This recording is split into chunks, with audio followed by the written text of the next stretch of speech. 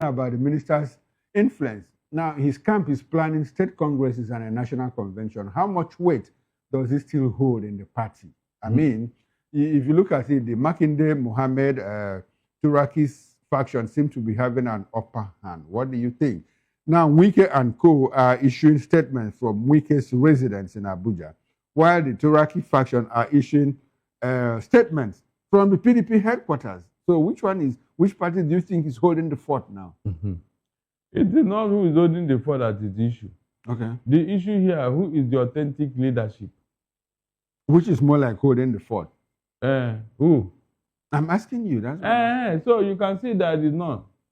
Because the secretary went to Wike's side, and the chairman went to maybe David Mark. You are talking about which of the secretaries? I mean, sorry, which of the secretaries are you talking about? Anyanwu now. Okay. Is that not true? Anyanwu is with Wike. Then the chairman, Damag is with... Anyanwu and Damagun's tenure, both of their tenures have expired. And they are still conducting things. Look. No, Damagun is not conducting things. It's Turaki Taminu that is conducting on the other side. Then Abdurraham is conducting on Wike's side. But my question is this. Now, Mao Huabunwa, who is the factional BOT chairman on Wike's side, is issuing statements from Wike's residents. Now, we see the other camp issuing statements, the Makinde camp issuing statements from the PDP head office. Who is holding the fort at this point? It is now left to Inec to choose which of the faction is going to support, because the election at Ibadan was not supervised by Inec, was it? It was not. Is that not true? They said it was discretionary. That what was needed for them to just inform Inec, and that would be it. Whether Inec likes or not, that they will observe. Okay, mind you, Turaki is a senior advocate of Nigeria. Yes.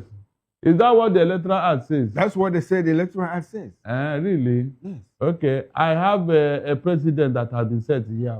Okay. In 2019, APC did not contest any election in Rivers State because their primaries was never conducted from... Observed by INEC. So what are you not saying? No, I'm not the one saying. But I'm telling you now, it says a president has been set. Okay. And so, I mean, anybody can use it as a reference in court. Are you going to denounce that? Okay. And so when So technically, that renders the Ibadan Convention invalid. Of course, because 17 out of 36 states came. The remaining ones, don't you have... No, but they said that with that 17, they formed quorum. Was it 17? At that point, Debo Ologuaba said, look, we formed the quorum. Okay. So that means the other, how many states now? They never had a representative. Is that not true? Yes? Is that not true? That's the meaning.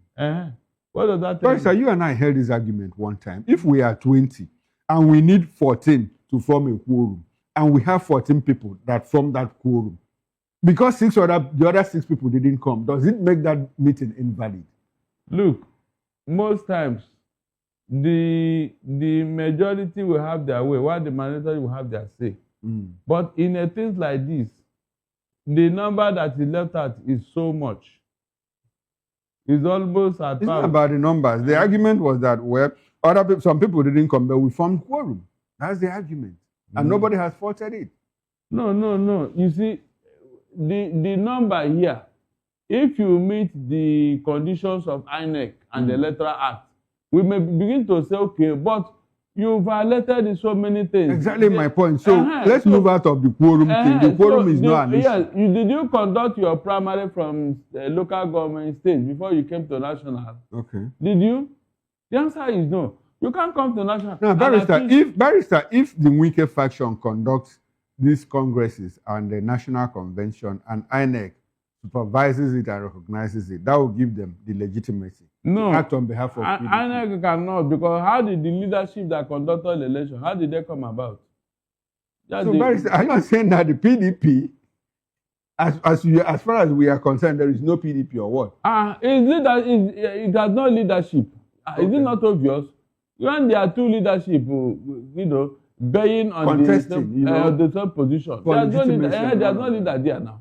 There's no leader there. INEC can put the spanner in the works by choosing to recognize the illegal one And when anybody does anything with them, the other one will be waiting for them at the court. They'll be waiting for them at the court. And I'm sure court will answer them. No, how will court answer? Court say, well, if you have internal problems, it's your business. Don't come to us anymore. Supreme Court level. No, not in this particular issue. Okay. So they are cherry picking now. The courts are cherry picking, or the law is cherry picking. No, it is when there is an authentic leadership elected in a proper way. Nobody can challenge. Who makes it authentic? Who makes it authentic? Sorry? Who makes it authentic? Because INEC supervises. No, but you just said, what if INEC supervises the illegitimate faction? But that is where the leader, the party have no leadership, because as that and so because of that, they can't go to court, because court says it's an internal problem. Don't come to us. Look, we don't have jurisdiction over it. You have two factions in the PDP now. So which one will the court recognize? Which one will the court denounce? Exactly, my point. So they can't go to court. Yes, that is. So that means that the PDP, leaderless. PDP is leaderless. That means there is no party called PDP. Exactly. Because which one are you going to work with?